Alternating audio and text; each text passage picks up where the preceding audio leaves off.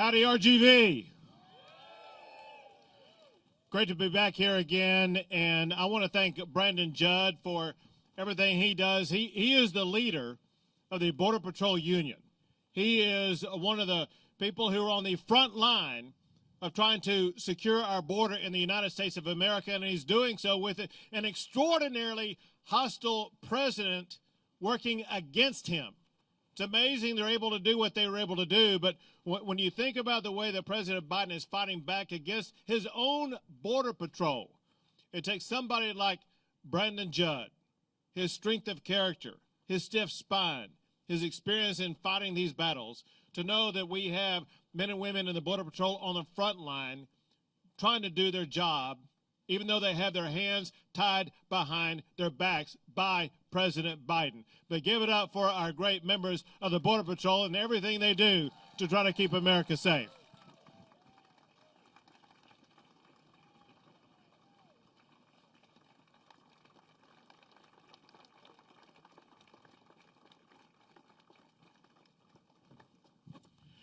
I come here every Thanksgiving to give thanks to the men and women in uniform. We have men and women in this area just to your side. Men and women who are members of the National Guard, members of the Border Patrol, and members of the Texas Department of Public Safety. They work every single day to help protect our state. You know, come here and thank them because, listen, we know everyone likes to be with their family during the time of Thanksgiving. That includes members of the DPS and the National Guard and the Border Patrol, but they cannot be with their family members at home. They cannot do what most Americans and Texans would do during the time of Thanksgiving because they are called upon to protect and serve the United States and the state of Texas by working collectively to secure our border. I want to also thank the men and women of the National Guard and Texas DPS for everything they do to protect our state.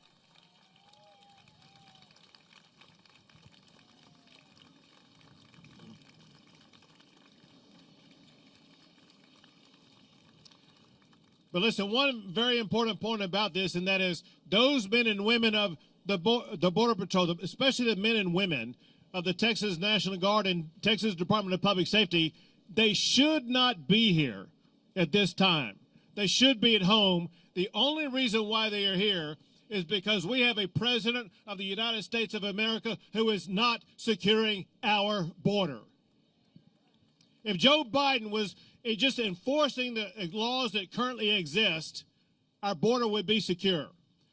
Because Joe Biden is not doing that, that's exactly why we have to have the National Guard and the Texas Department of Public Safety. But remember this, a president can secure the border.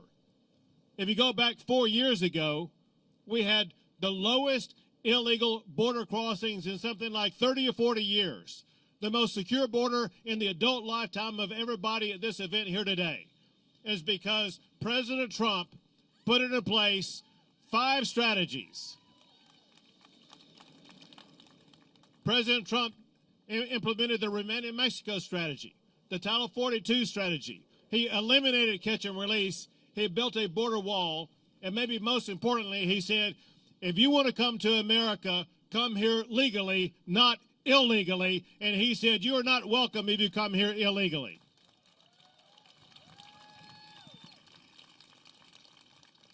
And then in came Joe Biden. And Joe Biden eliminated all of those policies that were put into place by President Trump.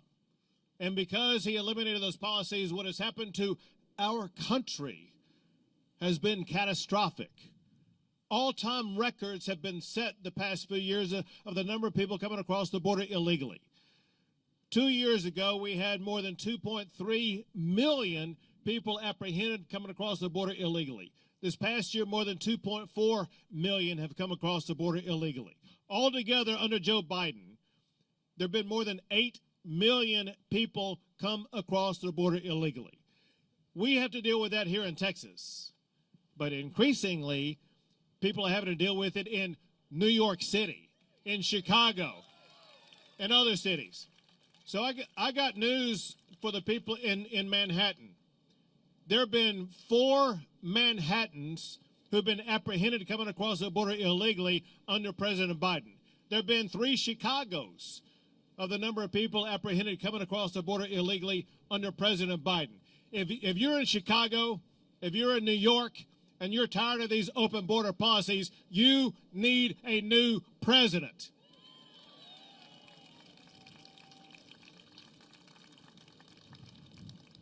And that's why we've been doing what we've been doing, because Joe Biden is such an abject failure at securing the border. Texas is using our own money to build a border wall.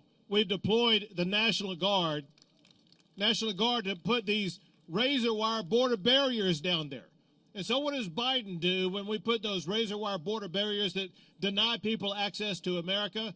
Joe Biden put a forklift down there and lifted them up and allowed thousands of migrants to enter the country illegally.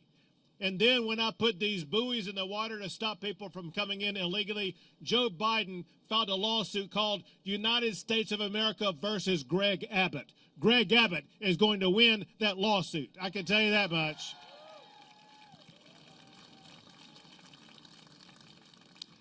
But maybe the most concerning thing for our fellow Americans about what's going on under Joe Biden's leadership is the number of people coming across the border who are on the terrorist watch list.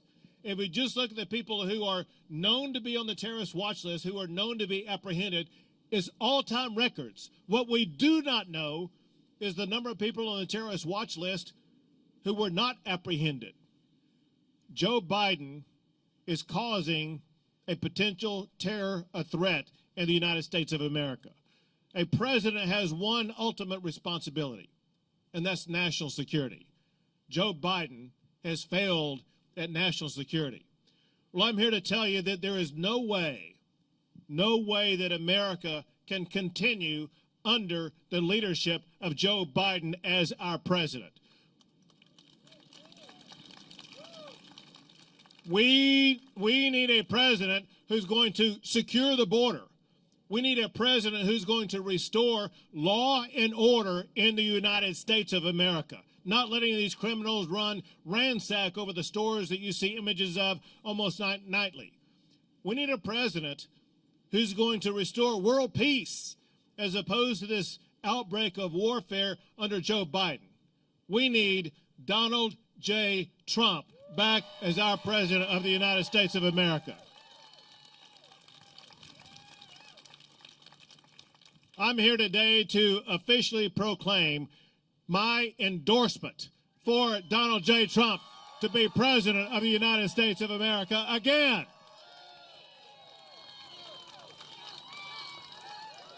So join me in giving a Texas-sized welcome to President Donald J. Trump, the former and future president of the United States of America.